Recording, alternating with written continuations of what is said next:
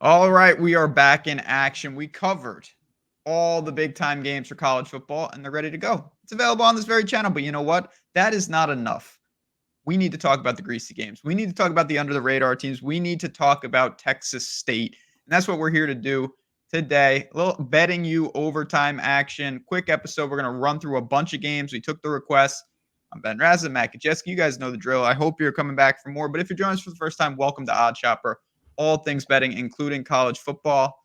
Sir, last couple weeks, you've been mentioning kind of this section of games has produced a lot of value. Do you feel that way again as we roll into week 10 here? Yeah, these are some of my favorite games. I love Maction, love the Sun Belt Conference. USA has been good to us. We have the Mountain West again. A couple of our favorite teams to fade are out there. And then, a couple Power 5 teams that maybe haven't lived up to expectation find their way onto this show. I love it. I love the greasy football. So, yeah, man, I'm excited. How are you? I'm good. Yeah. I mean, listen, we found a couple under the radar type teams. I wish I never discovered Sam Houston, but you know what? They're not. They're on a bye, mercifully. And we're going to get into some of the Power 5 teams that are just really struggling. Let's get to it right now. We'll start out West, Pac-12. Not Washington, but Washington State and Stanford. Stanford's been playing better. They played Washington pretty competitively. Now they got to hit the road. 13-point spread, 59.5-point total. Where are we going in this spot?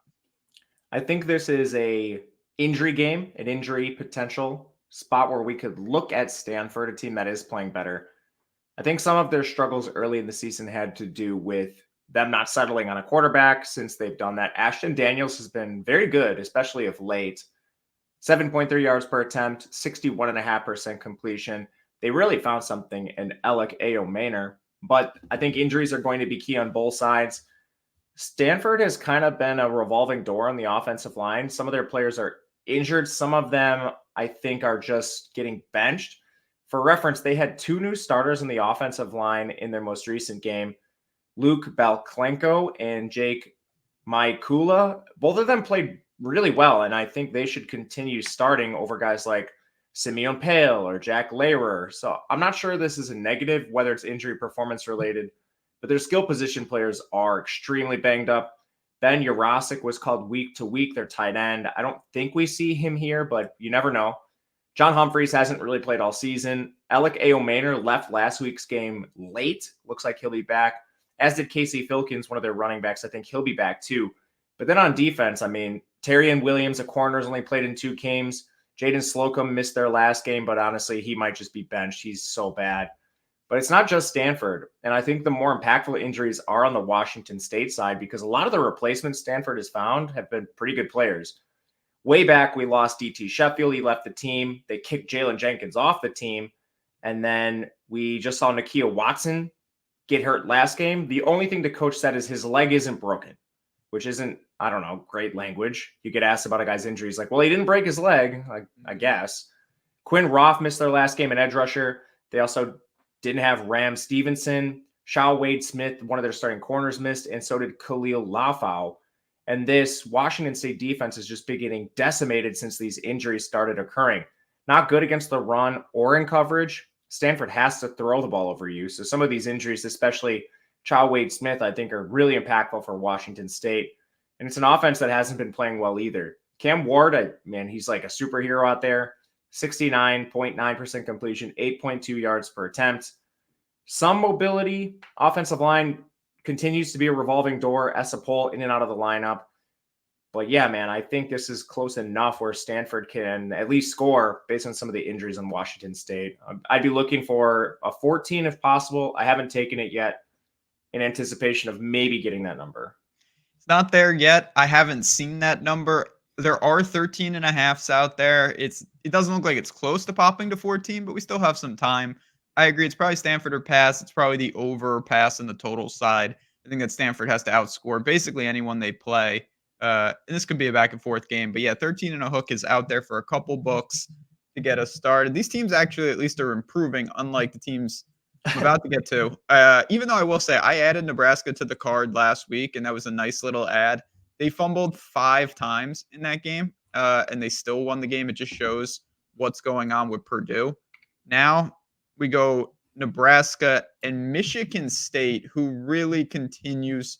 They got all sorts of problems. This is a 3-point road favorite, Nebraska Cornhuskers team. What do you make of two of the bottom feeders in the Big Ten?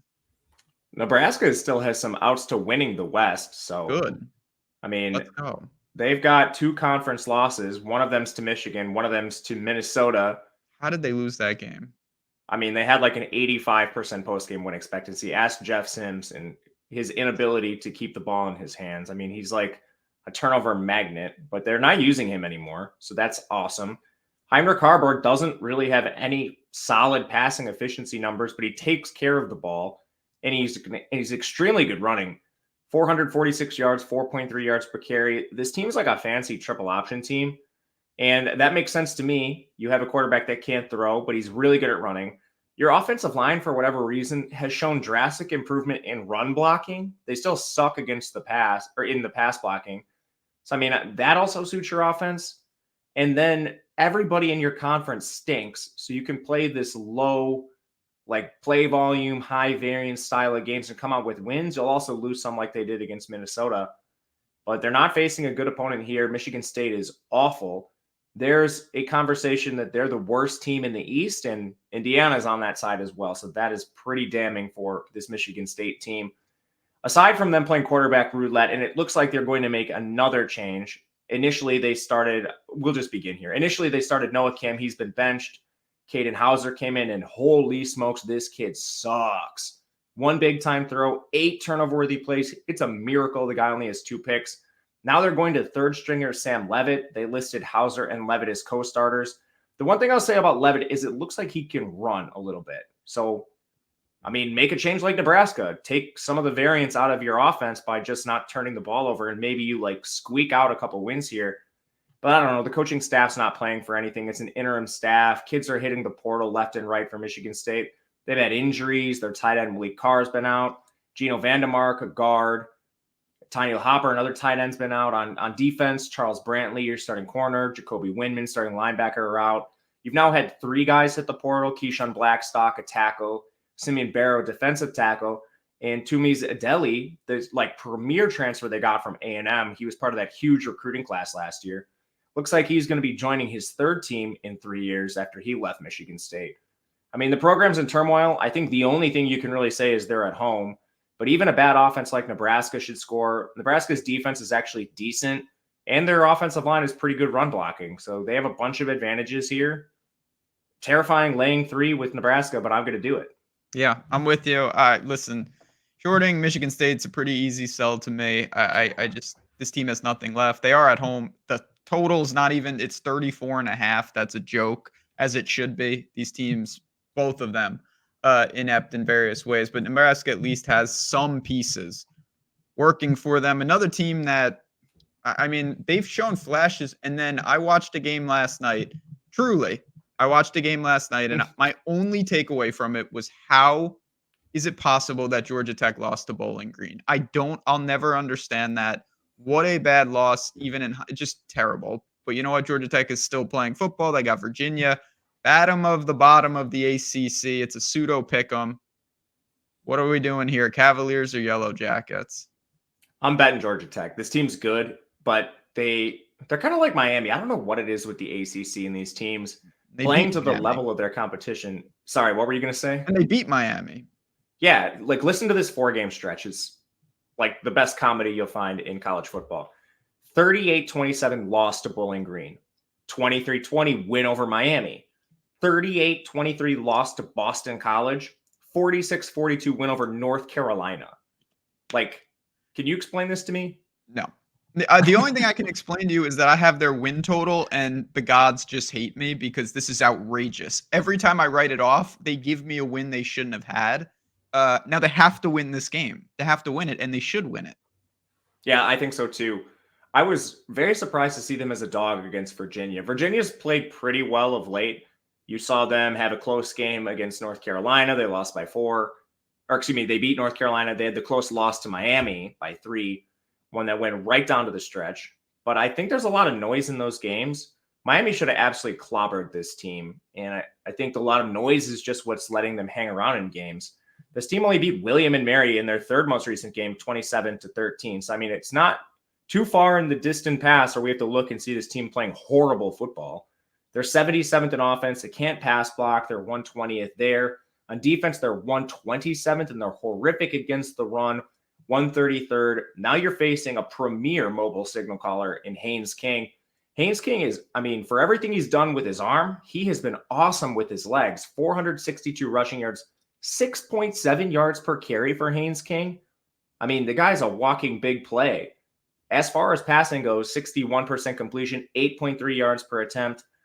And I was probably a little down on the Georgia Tech this offseason incorrectly because, man, their receivers are pretty good. You have transfers from premier programs like Blaylock from Georgia, Leary from Alabama, Rutherford's been awesome, Singleton's been awesome. There's a lot of really good receivers. They're going to stretch out of Virginia's secondary that ranks 81st in coverage. It's their best unit, but it's still below average. So I think Georgia Tech scores at will here. Pretty good offensive line, above average. And then their defense, 71st overall. Well, where are they best? In coverage. They're 43rd, 84th against the run. Virginia can't run. All they can do is throw the ball. And it's an offense I don't particularly buy to begin with. Tony Muskett, since he came back from injury, 63% completion, 6.9 yards per attempt, same amount of big-time throws as turnover-worthy plays. He doesn't run. The offensive line is a 26.5% pressure rate. They're 120th in pass blocking again. There are injuries. Nana, their offensive tackle, missed last game, but honestly, they might have just benched him for Blake Steen. But anyway, Sackett Wood's been injured on defense. They haven't had their safety, Antonio Clary, in a while. Stephen Bracey's only played 3 games at linebacker. Dave Herrod missed their last game at safety. And then Cam Butler also missed, an edge rusher. So you're down as many as 3 or 4 starters, depending on who returns for this Virginia defense. Dog price on Georgia Tech is shocking to me. There's a 2.5 out there. A 2.5. I bet that. Yeah, there you go. It's still right there. Again, we got Odd Chopper on the screen so you can find the lines. But yeah, I'm with you. At best, it's a coin flip. You want to give me a couple points, but I think that Georgia Tech should be favorite. So sign me up for this. We need. I also bet over, but that line's moved quite a bit. Okay, good to know though. Good to know. Now we get full. We were just warming up. That was an appetizer. Now we get real dangerously insane. Because anytime you talk about Arkansas State, it is dangerously insane. 9.5-point home favorites. No. Home dogs to Louisiana Lafayette, a 60-point total. I have tried at times to back Arkansas State to varying degrees of destruction. What do we do here? Can I back Arkansas State again with the points, or is that a bad idea? So this is a sick game in the Sun Belt. I mean, if you got multiple screens, make sure you get some Sun Belt action this weekend. I took Louisiana -9. I'll say right away, this one won't be in the best bet segment, but I do think there's some value in a Louisiana team that has awesome efficiency metrics. 28th in offense overall, 16th in pass blocking, 20th in run blocking, 24th on defense. They're 43rd in run D, and they're 16th in coverage. They lost their quarterback early this year, but their backup has been a revelation. 66% completion, 7.7 yards per attempt. His mobility is his strength. 476 yards. That's 7.1 yards per carry. And back to the offensive line, only allowing a 13.6 pressure rate. Some of the underlying turnover-worthy play stuff isn't great with Chris, but I love when they keep him clean, which they should against Arkansas State, who has the pass rush ranked 113th in the country. So it should be completely upright. I think there's been some noise to their games. This team was right there against Minnesota, and then the Georgia State game came down to a field goal. So we're talking about a really good team here in Louisiana. What terrifies me is the quarterback change Arkansas State made, and we've talked about Jalen Rayner quite a bit. He's been awesome. 58.3 completion percentage, 10.1 yards per attempt. Pretty good mobility himself at 3.9 yards per carry. Elite skill position players around him. But the defense for this team is brutal, which is what makes me think Louisiana can score at will, really. And then if they get a stop here or there against this Arkansas State team, that's where I think you might see this get into double digits. Arkansas State is a complete shootout team, and they're reliant on this. But they do have some injuries. Elijah Zollicoffer, their offensive tackle, hasn't played in a couple games. Emmanuel Stevenson, their starting tight end, broke his leg. That was problematic. They also lost Gavin Potter, one of their linebackers. But some of the games where they got blown out or lost in, they didn't have two of their best defenders, Malik Straker, linebacker, and Justin Park, safety. Those are the two best defenders on the team. They've now returned. Last game, they played awesome against Louisiana Monroe. This will be a different level of competition. But, I mean, we still have enough blowout losses on this schedule. Troy, 37-3. Coastal Carolina, 27-17. Where I think you can see Louisiana just flex their muscles and win this game by double digits. That would make me sad. It really would. I love Arkansas State. I love all the Sun Belt teams, so I never want to see any of them lose. Mm-hmm. I hear you. Or the next two, I honestly don't. These are Sun Belt teams, right? North Texas, there's that Conference USA. I meld those two conferences into my mind as one. That one is I think that's AA seed. What? Oh, see, that's over the top. Regardless, I do have it on good authority that UTSA and North Texas are they're playing Conference football. USA. You're right. Okay. Sorry, the movement's getting me too, man. It's insane. It's insane. This North Texas team is quietly, they're not a wagon by any stretch. You can't be a wagon when you do what you did against Cal. You can look up that box score. But they're playing better lately. They're fighting. They're a 7-point home dog here. Which side, which angle? A 71-point total in this game. Yeah. They don't play any defense. No. They're a pure shootout team, which makes for, if you like watching scoring, this North Texas team is for you. Last week, they go and play Memphis, and they had this touchdown really late in the game. And I thought we were going to get a North Texas outright win. Didn't matter. I had them plus 8.5. But then there's 30 seconds on the clock for Memphis, and I was with a couple friends, and they're like, North Texas isn't going to win this game. And sure enough, touchdown, 30 seconds. Memphis goes the whole length of the field. North Texas loses. But they covered, and they've been covering a lot. Mm-hmm. Memphis, they only lost to Tulane by 7. Beat Temple. That's nothing really worth writing home about. But this offense is electric. They're 45th overall. Really good pass blocking team, 45th there. Run block well. They've lost 2 running backs, but they were so deep at that position that I don't really think it matters. No Johnson or Ragsdale, but Adeyi and Attaway are still there. So, I mean, they've got a 2-headed committee now in what was 4. Chandler Rogers, man, this kid has been awesome. 65% completion, 8 yards per attempt, 19 touchdowns, 1 interception. He runs a little bit. The underlying metrics like turnover-worthy plays, he only has 2 turnover-worthy plays on the year. The guy's taking care of the ball.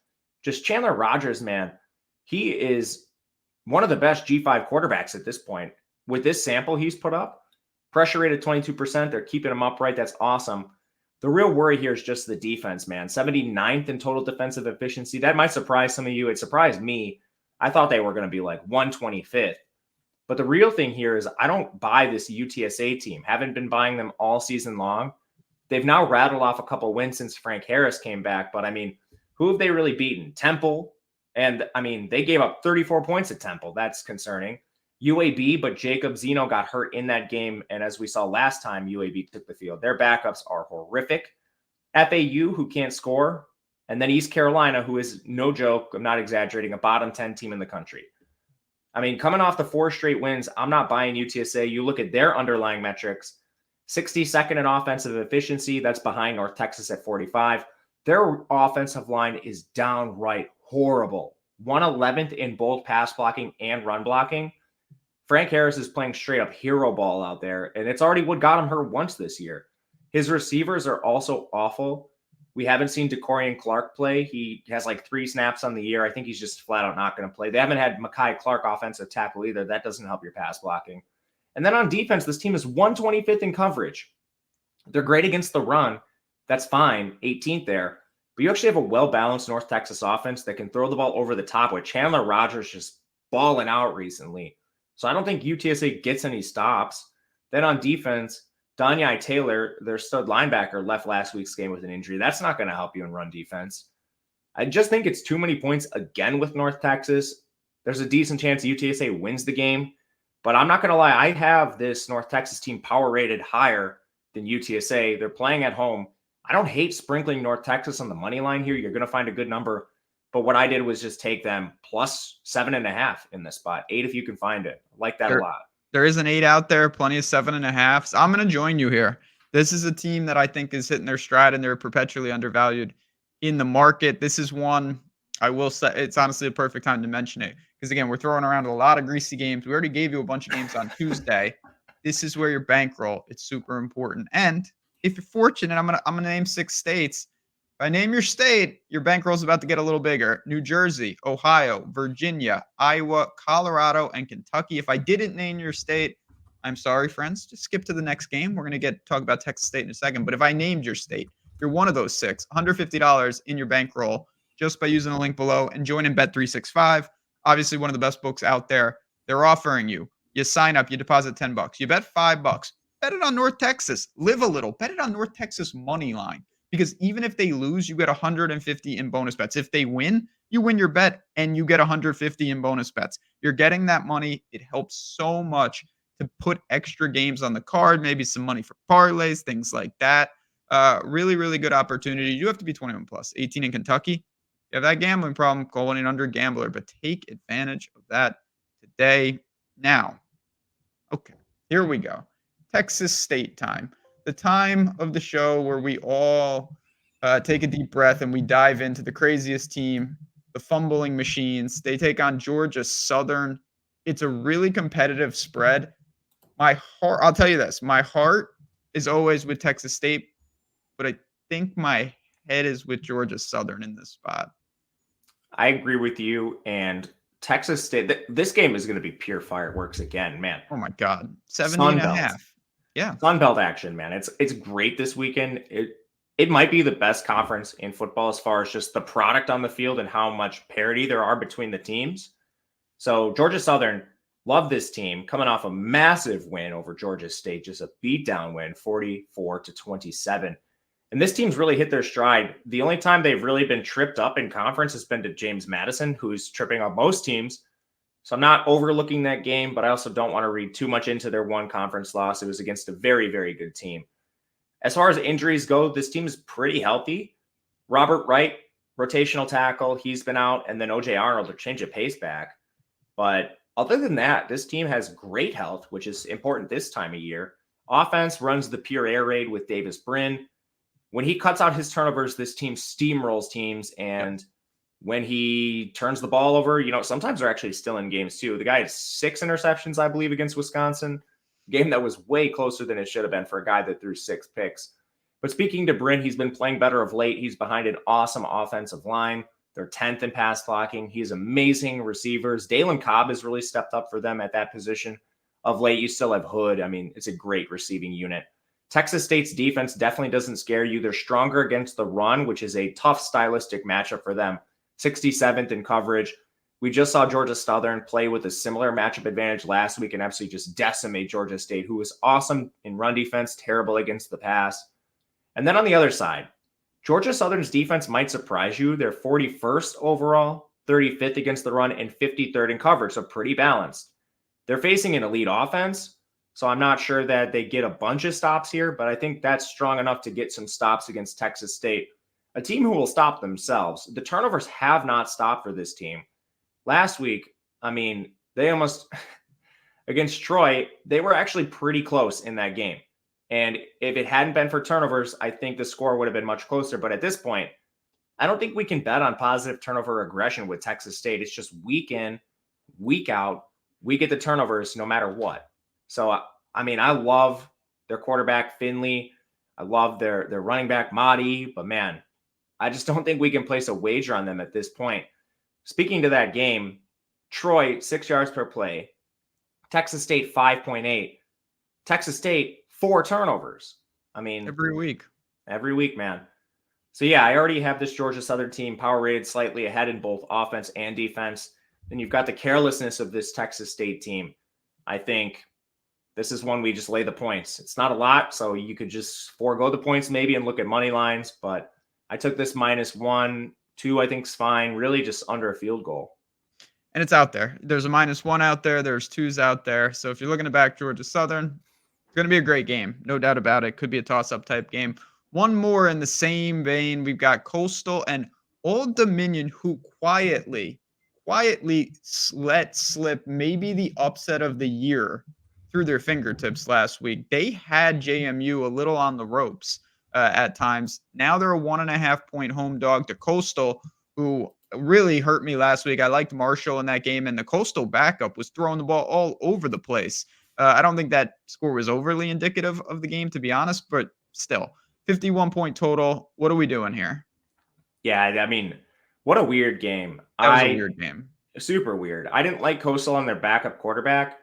It was like a weird statistical profile for Jarrett Guest, who hadn't played a lot. Like, he had a really bad completion percentage, but then a yards per attempt that was super high. So I'm thinking to myself, okay, maybe this is just Pinckney and Jared Brown doing the work for him. But the sample's getting bigger.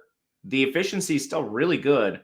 10.5 yards per attempt, 53% completion. He only has 6 turnover-worthy plays, almost double the amount of big-time throws. So he's actually like making good college throws.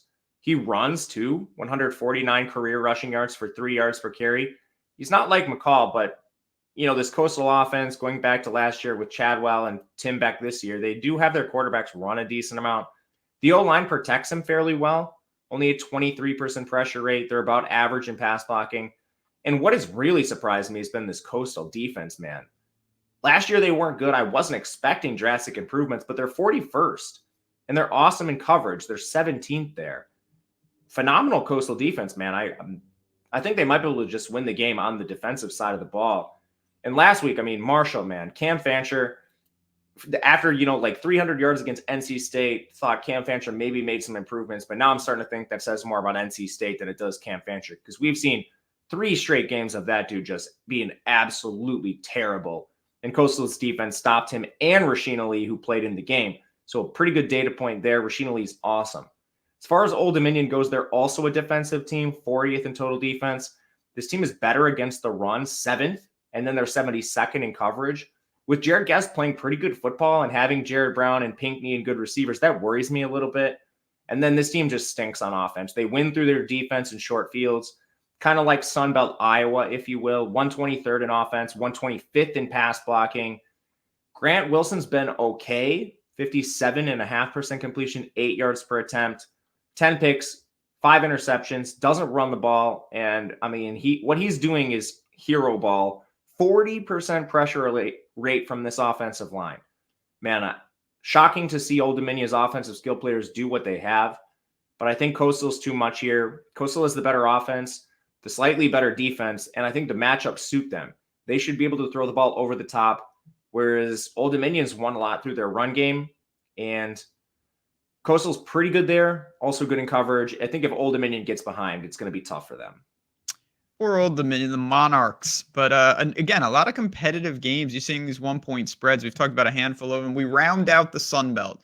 We round out some of these games. So we got a couple more for you before we go rapid fire at the end. But this James Madison hitting the road, are they going to get tripped up by Georgia State? It's a 5.5-point spread, or a reasonable 54-point total. Is this the spot that someone can knock off JMU? I think somebody will at some point. I'm not sure if it's Georgia State. Their offense, it's one-dimensional. James Madison has been very good, especially on defense. This defense is elite. 9th overall, 2nd in run defense, which I think is big against Georgia State, who runs that sort of like dual-pronged rushing attack, if you will, which Darren Granger, their quarterback's a major part of. 5 yards per carry for him. Their passing efficiency has been up and down. 66.5% completion, 7.8 yards per attempt. Same amount of turnover-worthy plays and big-time throws. I will say the offensive line for Georgia State's very good, but I'm worried about them facing this defense, which is number 2 in the country in run defense. So a very tough stylistic matchup for them. And then JMU on offense, they're not always the most explosive, but we talked about this Georgia State defense last week. They're awesome against the run themselves, 6th in the country, but they have a big weakness against the pass, 118th. Georgia Southern carved them up. Now, James Madison, they're not Georgia Southern. They're not comprised similarly, but I do like their receivers. McLeod has done a great job with the ball, 65% completion, 8.8 yards per attempt, 18 scores, 6 picks. He runs a little bit himself. O-line holds up for the most part, 56 in pass blocking. I think that's enough of a matchup advantage where JMU can win this game. I don't like it as much. And honestly, what I'm thinking about is taking the under. Okay. Both great defenses, both pretty strong against the run where both offenses succeed. What do you think about that? Yeah, I mean, I think this is going to be a pretty competitive game, but I do think it could be dictated, first of all, on the ground and with James Madison's defense. Not a high variance team. I think turnovers could be limited. I'm not looking for a side per se in this spot, so maybe total's a little more applicable. I think so too. I would love a 55, that key number, That but would be nice. I don't think it's going to get there. I still will probably play it even if it's like 54, but we'll see, I guess. Yeah, 50 there is obviously 54 out there, but I don't see 55 from what I've seen again. Just go to OddsShopper and check it out, but I we'll keep also an eye on it. I realize I put Marshall and App State high on this list. We can skip that one and go somewhere deeper. We can like cover that one at the end if we want because In Marshall's volatile. in-show audible. I didn't That's how we realize I do it. put this high. I accidentally did this on Tuesday too. I'm a moron. No, it's all deadly. You know where we go? We go to the Fighting Plumleys of UCF, Cincinnati, back to the Big 12. Again, I can't even keep this stuff straight. Wait till college basketball. It's going to be even more confusing. This is a 3.5-point spread, a 59-point total. What are we doing with these middle of the road, bottom of the, Big 12 type teams? I didn't even see this had moved to 3.5. That's some of the line movement I was waiting for and hopefully going to find. I want to bet UCF. I saw a lot of money coming in on Cincinnati, which I didn't really understand. And I'll explain in a second, but hopefully we can find a 3. If it's at 3.5, I'm going to play that. UCF is a pretty strong team. I think the biggest concern is they're away from home. They're almost like Oregon State of the East. They're awesome at home in the bounce house, and then they can struggle on the road. I mean, they're playing in South Florida, so they've got these really long road trips in their new conference. But this team is awesome. Offense, 19th in efficiency and phenomenal offensive line, 8th in pass blocking, 32nd in run blocking. John Rice Plumlee, he's been good, 64.5% completion, 8.7 yards per attempt. The big problem has been the 7 interceptions. There's negative regression coming. This is a very rare statistic. He has 6 turnover-worthy plays and 7 interceptions.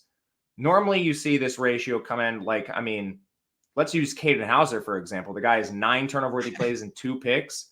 He should, sometimes DBs drop interceptions. Quarterbacks that have fumbles, recover them themselves, or other players fumble them or cover them up. It's been the opposite for John Rice Plumlee. He's had receivers volleyball setting interceptions to defenders and interceptions that shouldn't be occurring. They should be catches for receivers. So I wouldn't look too deep into the turnovers. These should negatively regress in Plumlee's favor in coming weeks. And outside of that, he's been awesome. And their run game has been phenomenal behind this offensive line. They also played pretty good defense. They're right around league average in every metric. They don't really have a strength or a weakness, which I think is important against Cincinnati, who doesn't really do anything well.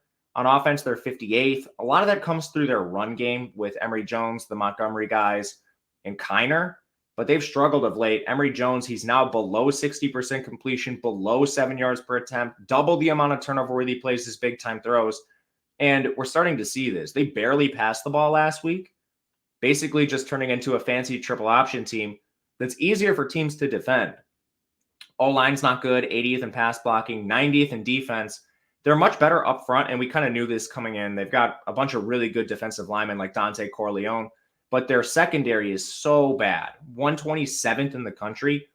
I know Plumlee's not exactly the best passer. He's somewhat erratic, but efficiency's still good. Javon Baker, Kobe Hudson are there.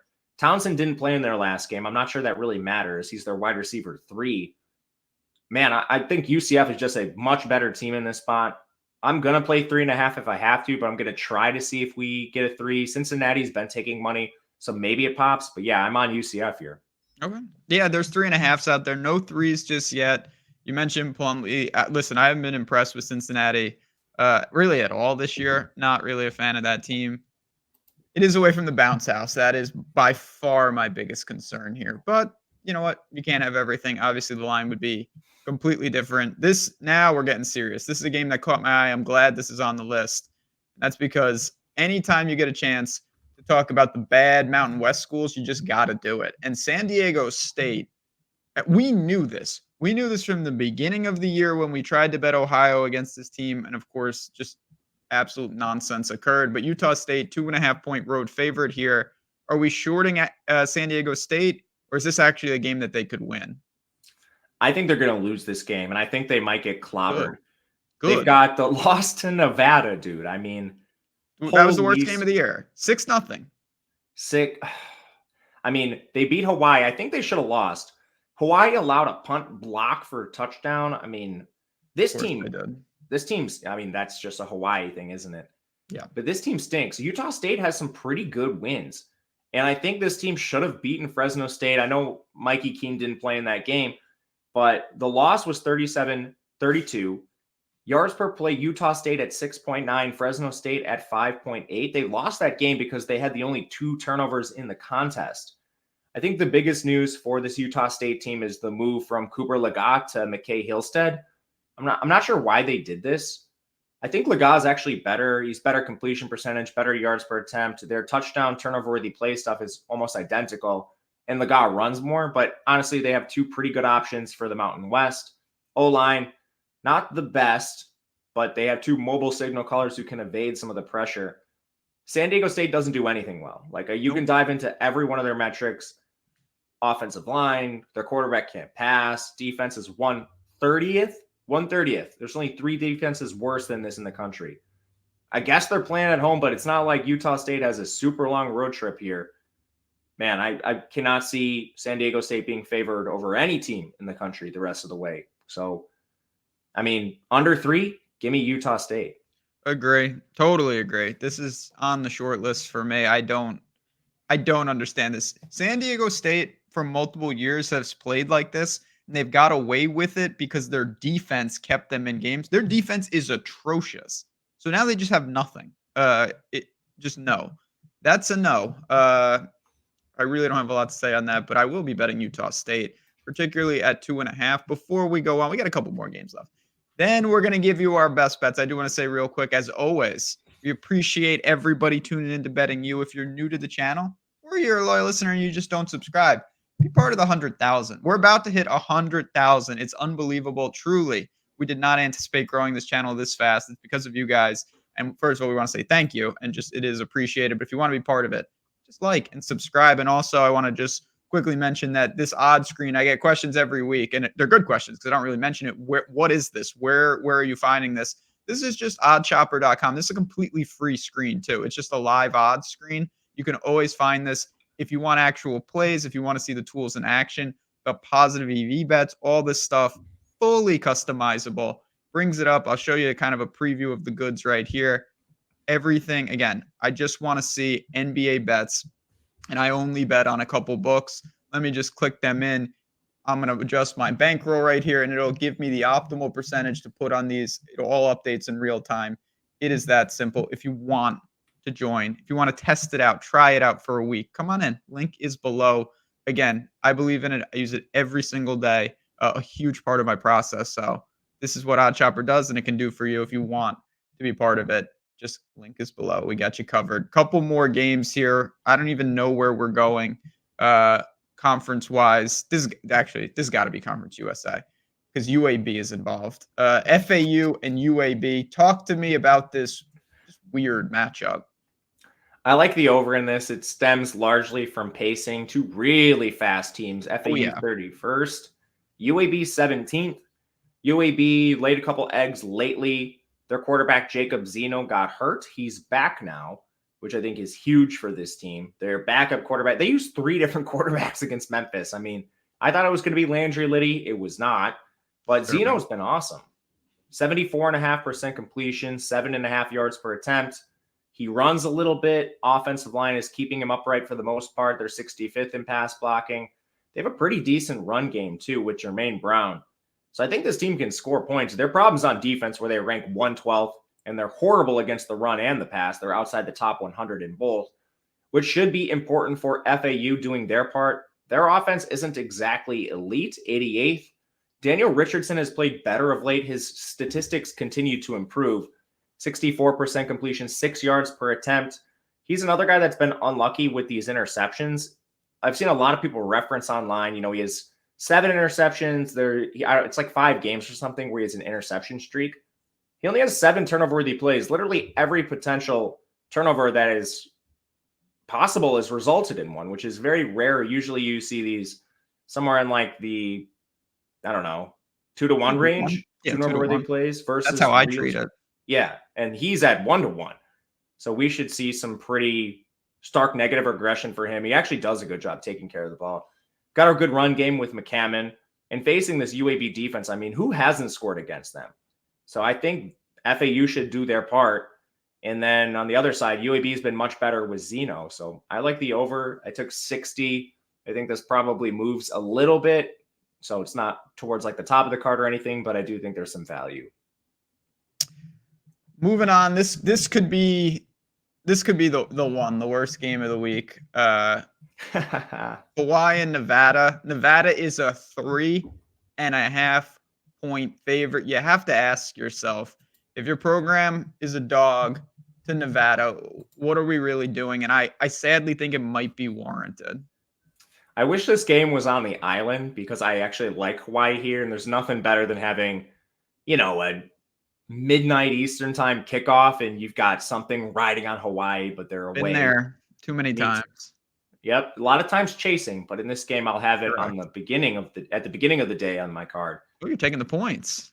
I am. I took it at 4.5, and this injury situation for Nevada, I think, is going to make a bad team even worse. So let's just start with power rankings. And these are, to take you behind the glass, schedule adjusted based on, whatever component we're talking about. So offense, I have Hawaii 80th, Nevada 131st. So like Hawaii's played some pretty good games this year. I mean, they played Vandy close, lost to Stanford in a close game. Those were early in the year. But then they beat New Mexico State, who's a pretty decent offense. They should have beat San Diego State, put up 34 points and had a punt blocked. I think a lot of people will just reference the recent shutout loss to San Jose and be like, this team stinks. Their offense is a little better than you think, and they're 35th in pass blocking. It's a good offensive line. Where they really struggles on defense, 120th, we know this. The reason they're putting up 34 points and losing still is because of that defense. But Nevada can't do anything well. This team is 131st in offensive efficiency. They're terrible. 113th in pass blocking, 126th on defense. If you didn't think you could find a defense worse than Hawaii at 120th, Nevada raises you. They are 126th, bad everywhere, and they have the worst pass rush in the country, 131st. So that offensive line, defensive line matchup actually favors Hawaii pretty decently too. And then there's injuries on Nevada. Brendan Lewis sprained his ankle in their last game. They say he's fine, but all he can do is run. This team, he leads the team in rushing. If he has a hurt ankle, I mean, what are we doing here? Sean Dollars and Noah Connor, their top two running backs have been hurt. We'll see if they return. Their top two tight ends are out, top three actually, because Cooper Schultz has been out all year. Their other running back, Ashton Hayes, hit the portal. Their best corner, Isaiah Esisima, has been out. They lost their right tackle, Frank Poso, in their last game. Like, who's playing for Nevada? This team stunk when they did have starters. This is terrifying, but I'm taking the points with Hawaii. 3.5 and 4 is out there. You did mention, I'm not even going to get into it with Nevada. It's tough times for the Wolfpack. I knew they were going to be bad. I didn't think they would be this bad. Okay, were you going to bring up their game last week? Yes, I was. Here's the yards per play. So New Mexico had 3 turnovers. Yards per play, New Mexico 6.7, Nevada 4.6. That is, I mean, if you take these yards per play, that should have been like a 24-point win for New Mexico, and they just couldn't hold on to the ball. This is a full Texas State outing for New Mexico last week. So don't look into that box score. Nevada got clobbered, and they were just handed points. Disturbing activities. All right. We do have a couple games left, but I'm going to actually roll them kind of into a rapid fire and best bets segue here as we bounce on out. And again, if you have questions on things we didn't cover, Matt_Gajeski at JazzRazDFS on Twitter. We're here. We're available. But I say the same thing every time. Maybe you get your $150 from Bet365. Again, link is below. Maybe you just have a couple bucks and you only want to pick a couple games. If you're starting your card and you're picking your games, and feel free to talk rapid fire about a game maybe that we didn't even mention yet if you want to. What are your priorities for the greasy part of this slate? I think my favorite bets from this area are Georgia Tech plus 2.5 against Virginia. I just flat out think they should be favored. This team is probably somewhere in between their crazy roller coaster of the last 4 games with wins over North Carolina, Miami, and then, I mean, they lost to Bowling Green in that span. So I think they're probably somewhere in the middle, whereas Virginia, I think this team has been playing a little above expectation, and their box scores show it. Like the close loss to Miami, they're a worse team than this. I know they're at home, And this is a team that struggles against the run. They have a dual threat quarterback on the other side in Haynes King. So I'll take whatever points I could get. The second one for me is North Texas versus UTSA. North Texas, I think, has advantages really across the board. Better offensive line. UTSA is outside the top 100 in both run and pass blocking. They've gotten Frank Harris killed a couple times.